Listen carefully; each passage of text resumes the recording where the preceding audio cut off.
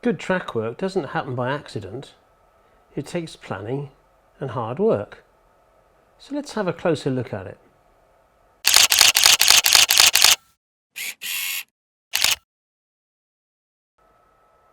So welcome back to Chadwick, and here you can see the back scene that I put up a couple of weeks ago, and it's gone up very well and looks quite nice. There's a couple of bits that aren't pristine. There's a seam here that perhaps you can see, and it just looks a little darker, and each seam is like that. There just seems to be a sort of a shading issue as one seam goes into the other. But to be perfectly honest, it doesn't really matter.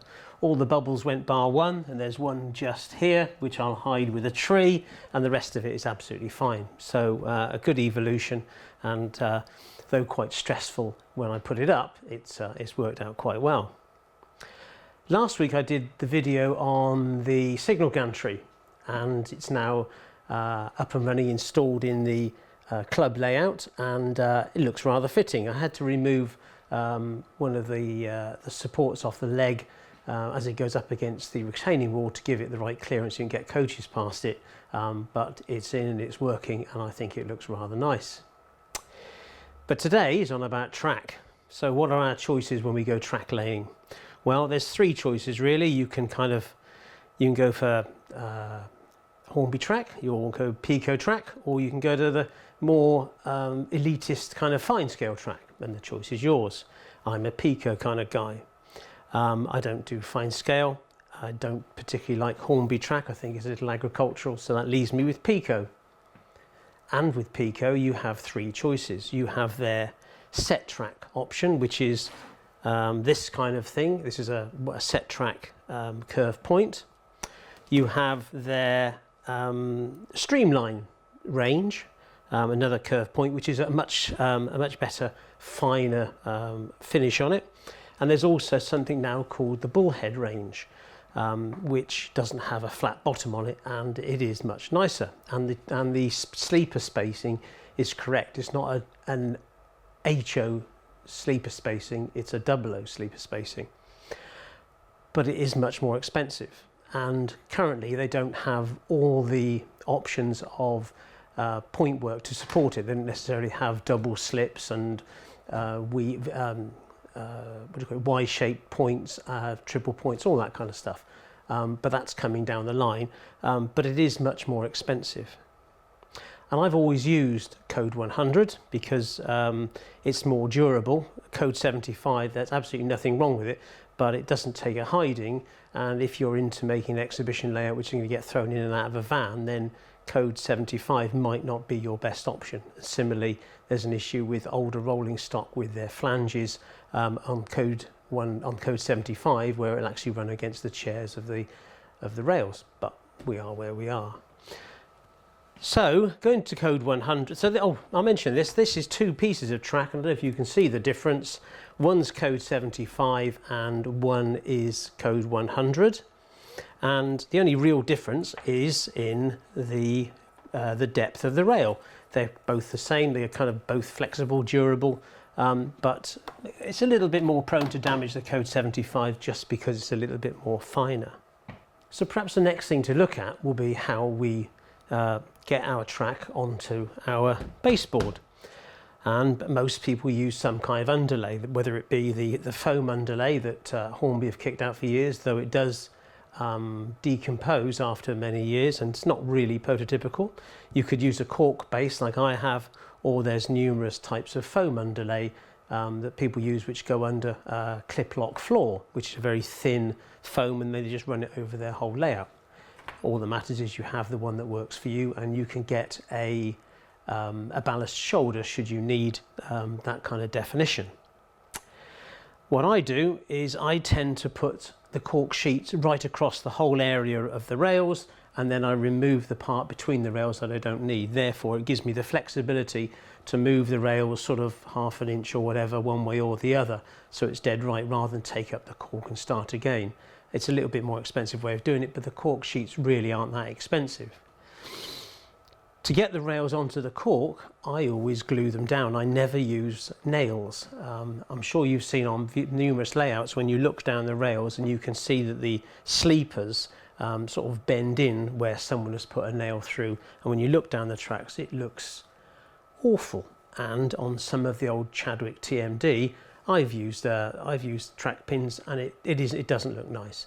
By all means you can pin them whilst you're preparing the track, and then perhaps you would like to ballast it and then remove the pins, and therefore you don't get the sleepers bending in, but that's not really always the case. So what glue do I use? Well, some people use PVA, I tend not to. I use Evo Stick Time Bond, and when I take it, I can get it back up. I've made the mistakes before, and I use a kind of a wallpaper scraper and just ease it up, and I've taken up points with it, and there's no real problem. Obviously don't really coat it too heavily, just a little bit of Time Bond on the plastic edges, obviously not on the point work where the switch blades are, and then I'll just put it down with a couple of books overnight and come back, and it's usually quite fine. So there we go. And once you get your points in and your track in, you're kind of almost ready to paint. But it's worth mentioning before that is you need to paint the track to get rid of the plastic shine of the wooden sleepers that Pico, the look of Pico track. Some people lay the track and then they ballast it, and then they just kind of run an airbrush over it. But the thing is, then if you do that, you're running the airbrush over the ballast, and you're doing it all in one hit. Whereas actually, if you want a pristine piece of track without too much weathering on the ballast, then you can't have it because you've got shiny sleepers. So in some ways the best way to do it is probably to spray the track before you lay it, or to spray it before you ballast. And the other point to consider, of course, is to put your droppers on at the very start, so you can put your track in place, you solder the droppers on, figure out where they're going to go, drill the holes in the baseboard, spray the track, drop the droppers through the baseboard, put it into place, glue it, jobs are good. So it all sounds easy, and it is easy, but all you need to do is plan your time and do it one stage at a time, because planning in this is absolutely everything. Also on these points, and hopefully you can see this if we zoom in nice and close, is one of my pet hates, and that is these wretched lumps on the point. Now these little bumps are actually used for surface mounted points, so that you can pull the point across should you be unable to or unwilling to put your point motor on the baseboard. Now clearly this, you don't require it if you've got your points underneath, and there's no reason in my mind why you shouldn't remove these sticky up bits. So get rid of those. And also you can see there are 4 small holes for mounting Pico point motors to the point directly, and then cutting a hole in the baseboard to sink it in. And if you're using a point motor that's mounted to the baseboard and not to the point, then clearly these parts aren't required either. So here you can see on this double slip what I mean by these bits that poke up. These are spring loaded because they've got tortoise motors underneath, but these parts here, this lump, plus these sections here, are now surplus to requirement. So there's no need, from a modelling point of view, to leave them in. So what I'm going to do in a second or two is to remove these with a Dremel and take these out, and then see what it looks like. So wish me luck. I'll take a Dremel, do it in real time, and show you how I get on. If of course I can find the Dremel.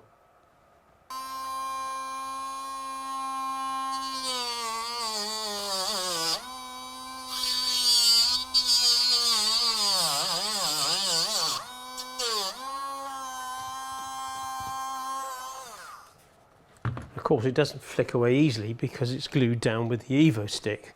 So I need to get a little scraper underneath there and hopefully tease this piece away.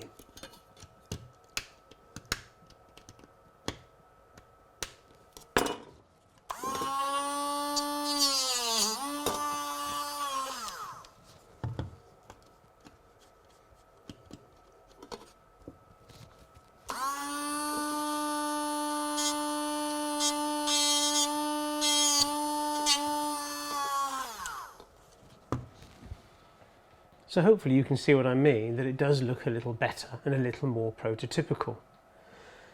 Of course, now I've removed it, you can't you know, put a surface point motor on this end, but at the end of the day I'm committed to this layout and I don't need that facility. So all I will do on all these points is remove all of these, and hopefully, where's the one I've already done, which I think is over there.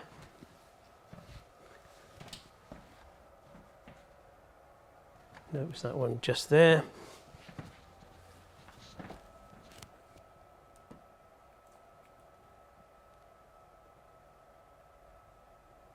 And so you don't see the two large lumps and the underboard point attachment bits as you can on this one here.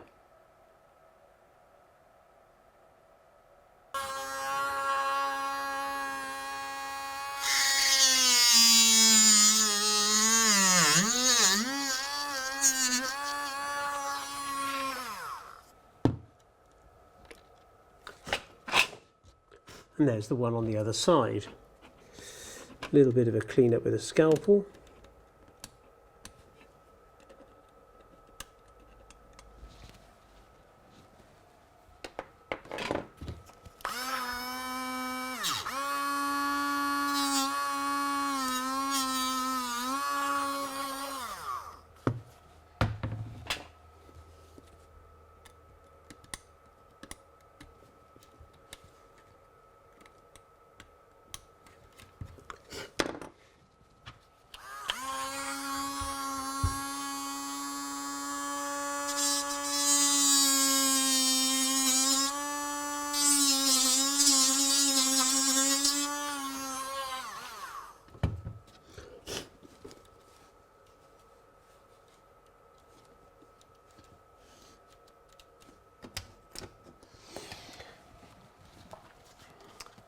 Now, Pico also make the SL47 dummy point motors, and here's one here. And you need to remove that stud to allow these to be mounted properly in the first place, because if the stud was there, then it would impact into the point motor. But now, as you can see, the switchblade runs underneath the the dummy point motor, so it kind of works well. Switching over to here, and perhaps here you can see that clearly you can't put it on because that lump is in the way. So it does make sense to remove all this stuff, and you get a better fit of these dummy point motors if that's where you wish to go. If you're using point rodding, then nothing changes really, because you still need to rid yourself of these lumps. Anyway, that's my opinion. It's one of my sort of pet hates, as we all have them, I suppose. But it's something that I think looks much better. So, working on the assumption that we've modified the points and removed the bits that are surplus to requirements, what comes next? Well, there's still quite a lot to do, and what I'll do first now is I'm going to just blow a coat of paint over these bits of track here with sleeper grime. So I'll mix up some acrylic sleeper grime and blow a coat over, and then see where we go from there. So I'm using Rail Match sleeper grime, which is number 2406. And my airbrush uses small jars, and looking at this paint, it's been through the airbrush before, and all I've done is recycled it back into the original paint pot. So we'll pop that in and give it a stir, and I'm sure you're aware that this consistency of the paint should be similar to that of skimmed milk. So hopefully you can see. Let me just zoom right in here so you can see.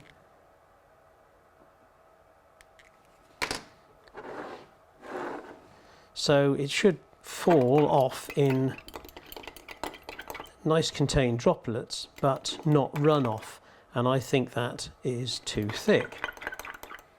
And I think the hardest thing about using an airbrush is getting the paint consistency right. So this is Life Colours thinner. So all I'm going to do is add a little drop of that into that container once I find my pipette, which is there. So using a little pipette, all I do is suck up some of that and drop a few drops in. If you over thin it, you can't use the pipette to drag the thinners back out, and you can't really add more paint to it to get it to become thicker. It doesn't kind of work that way. A little bit more, and I think we'll be there.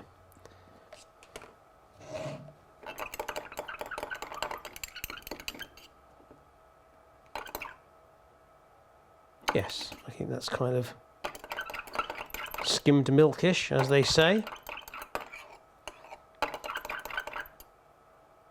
I think we'll give that a go. Now, if airbrushes aren't your bag, I mean, a lot of people don't use them, you don't kind of, they're not a necessity. You can just simply buy an aerosol spray can, give it a good shake, and then just run that along the track work, and it kind of works okay. It's a little harder to control, let's say, and you might need to mask the area, or of course if you planned it, you can just go outside and spray the track before you start, which would be a much more grown-up way of doing it. But well, here we are. I don't want to talk too much about gear. I've got a Iowata airbrush. Where is it? It's a Iowata Revolution airbrush, which kind of looks like this. And the difference with this one is you don't have a cup. It kind of loads the tank underneath, which kind of works for me. You know, we're all different. Zoom in so you can have a look at that. And that's the kind of way it works. And if you can do track work, clearly you don't want an airbrush with a small cup. You have, you know, one with a larger cup or this kind of jar is just good to go, really. I have a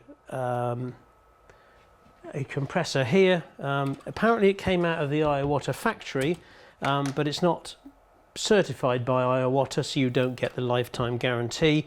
And the pressure on it is set to 12 psi on the gauge. And when you set the pressure on the gauge, you must set the pressure for when it's working, when the pump is actually running itself. So set it all up, turn it on, spray it, and then when the air is in flow, set that pressure. It's not the stationary pressure, that pressure will go up. And then all you need to do is, fingers crossed now, if I turn that pump on, and I always love to use a gash piece of paper, and then hopefully this will just burst into life, and there we go. And it's not too cloggy, it seems to work okay. So now we'll get stuck into the track. Now I've used an old piece of bedding. Obviously my wife's at work, so I've got free access to the laundry cupboard, and all I'm trying to do really is to put a coat of paint over the, it's the sleepers that interests me. It's not necessarily the rails. We'll do the rails in a few minutes time. So hopefully you can see, and that will just come out there. Let's have a little look. Go onto the paper first again. Yep, we're good to go. And then all we're doing is just trying to take the shine off of there. And in true Charlie Bishop style, I've forgotten my face mask, so I shall just go and pop one on. Better late than never. Let's see how close we can go with this.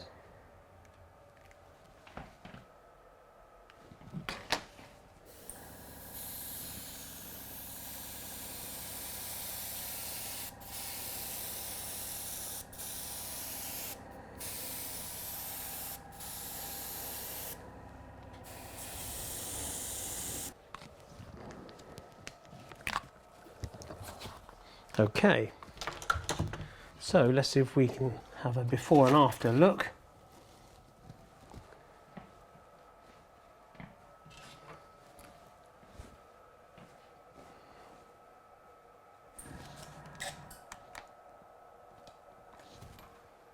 And that's the effect of the of the paint. So all we need to do now is let that go off for a while, and being acrylic paint, it will go off in absolutely next to no time, and then we can progress a little bit further, and I'll show you how I paint the rails. Just one other thing before I paint the rails themselves, and that is how I paint the point work. So what I actually do is I get some small bits of blue tack and I insert them over where the rails will join, if that makes sense, so I can protect the point blades that are open. So all I do is get a bit of blue tack, shove them across there, and you can see the other point that is yet to be painted is the one over there, and that's what I do. So before I progress any further, I shall just paint this point.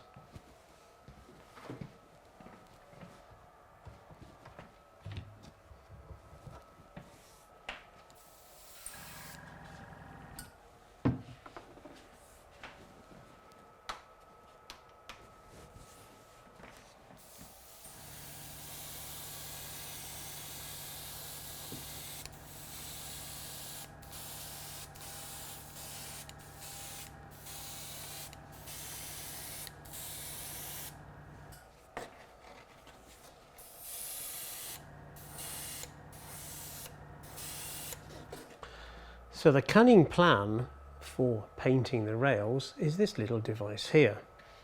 It's clearly a plastic jar with a screw top and a little wheel, and hopefully you can see a little pad on it, and paint will run down through this pipe, exit a tiny hole, if you can see there, onto the pad, and then as you run this pad along the rails, hopefully it should paint them with a dark rust colour. Let's have a go. Okay, so with my little jar of what is it? It's Rail Match 2405 Dark Rust, I'm ready to give it a go. So what can I test it on before we start? Nothing like a gash piece of paper, and then you can see the paint running out of the hole, hopefully, and then if I run this along here, it'll hopefully start to work. Of course, what I don't know is if the consistency of the paint is right.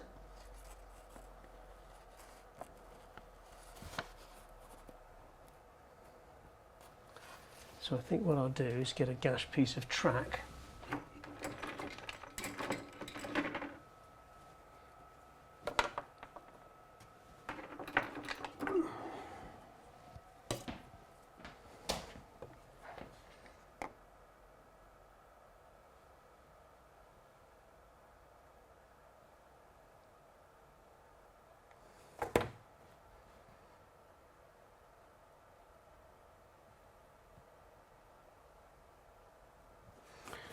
Okay, so I think we're good to go, and then hopefully you can see this. Now if it all goes to rats, it doesn't really matter, because all I need to do is just spray it again with sleeper grime, and we'll see what we end up with. And there we have our little bit of rust on the tracks.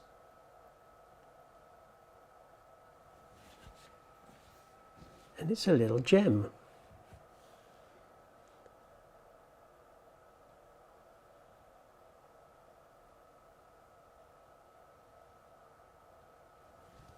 And hopefully you can see that it's kind of as easy as that.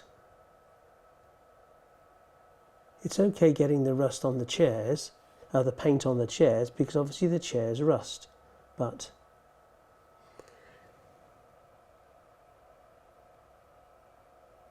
obviously obviously the sleepers don't, and that's kind of where we are. Now what I'm going to do now is just hold it there and let that go off to see if I like the colour, because it might just be a little bit too red for me, and I might need to darken it down to a different rust shade. But you can see the way that the little wheel arrangement works. Well, we've given it a fair amount of time to go off, to dry, and I've cleaned the top of the rail head so you can see what it really looks like, and I don't think it's too bad at all. I think I had the mix a tiny bit on the runny side, and the shade isn't exactly the same shade as on the previous rail, but hey ho, we are where we are. Whether I decide to do another mix and darken it down just a shade, we'll see, but at the end of the day it's certainly a great improvement. And of course this is the thing you want to do before you start ballasting, because if you've done it after you ballast, then you end up getting the paint all over the ballast, which is obviously something you don't need.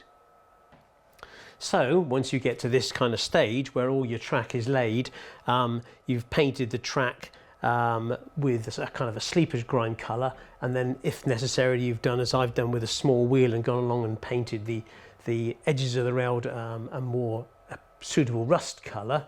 Where do we go from here? Well, before you ballast, the thing to do then is obviously you need to fit your trackside accessories, your relay boxes, your cable trunkings, ground signals, perhaps not the signals, the proper signals themselves, because that would probably be easier to do that after you've ballast, but all those small trackside accessories need to be fitted before you go onto ballasting. And of course the most important thing you do before you ballast is run your trains time and time again to make sure that your track work is perfect. When I move on to the other board 3, for the regulars who watch this channel, when I go and do board 3, I'll explain there about super elevation, because these outer two tracks here are actually tilted, and they've got I think it's 1 thou plasticard under one side. But I'll explain how I've done that, and perhaps the right angle that I believe the right angle to use on that. So that kind of wraps it up.